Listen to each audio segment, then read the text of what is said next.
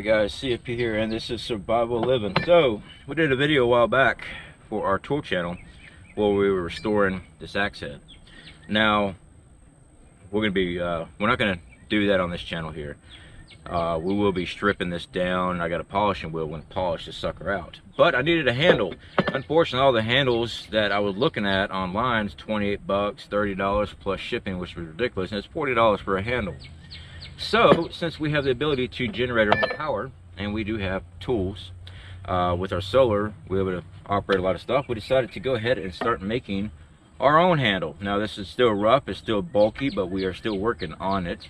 And yes, I am using a grinder. I'm using a grinding wheel. I'm also using my jigsaw. Yeah, I updated my table.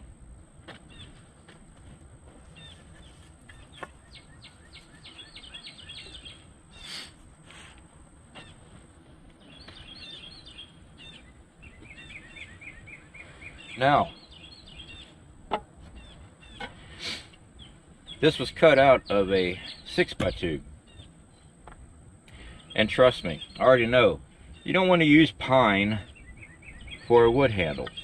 Alright, for an axe, pine is a very soft material. This is the only material I have laying around, and that's why we went heavy so far. We're going to trim it up a little bit more, but this thing's not going to be designed for just slinging around one hand. I mean, it's still a light wood. How long will it last? Quite frankly, I don't know. I know you should always use hickory, oak, things like that, something hardwood. This is white pine. Will it last a long time? I don't know. When we get this thing all sanded down good, we'll test it out and see if it even works. But yeah, guys, you need to be working on ideas like this, okay? Being able to make your own tools for survival. You're not going to be able to go run down to the gas station or Walmart or wherever to go get supplies. You need to be able to utilize what you have. I mean, we got a bench grinder, we got hand grinders, we got a lot of tools. Now, most of these tools I use in my trade as a welder, iron worker, steel guy, mechanic work. I've got all kind of wrenches and everything else. That's stuff I pick for my trade. You might want to start looking into things like this, guys. You want to be able to be self-sufficient as possible. I mean, we took an old board and we're making an axe handle. All right, if it had been hickory wood, it'd be a perfect axe handle when we got done. But all we had available was white pine. Even a little bit of knowledge like that's going to help you out. In other words, this will not last as long as a hickory handle. It's just, this is a soft wood. But being able to make your own stuff, guys, is definitely going to be a key thing in survival. Sure, you can go buy a whole bunch of axe handles if you want, store them up somewhere. You know, you can't store everything unless you're Rockefeller and got plenty of money to go and store a whole bunch of stuff.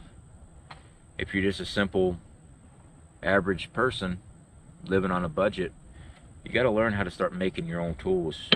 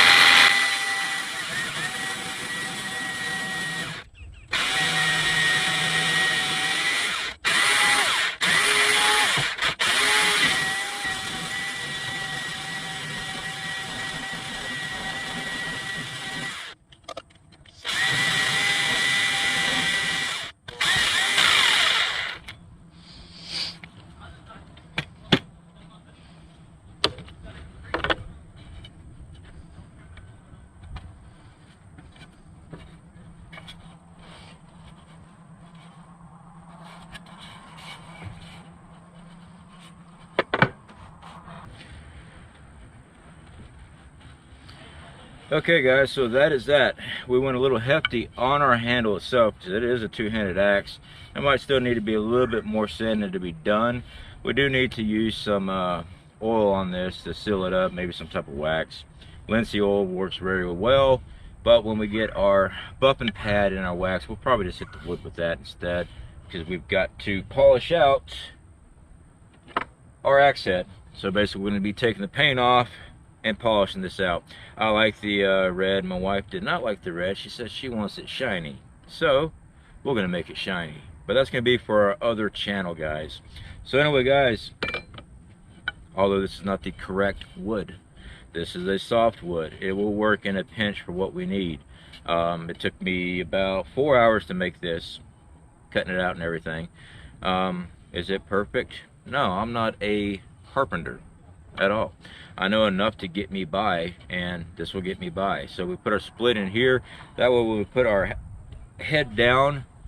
Once it is polished out, we'll finish beating it down. We'll put our spacer in there just to open up and keep it tight. We'll probably use some type of wood glue in there as well, just to keep it from coming out on us. But once you put that spacer in there, it'll be good. I don't want to do it yet because then we'd be beating it off, the head off of that thing, and it'd just be a pain in the butt. So there are some things that still need to be improved on this. It's a little wavy as far as the roundness and stuff, so I just hit it with this grinder again and fix that. But yeah, I mean, it's lightweight.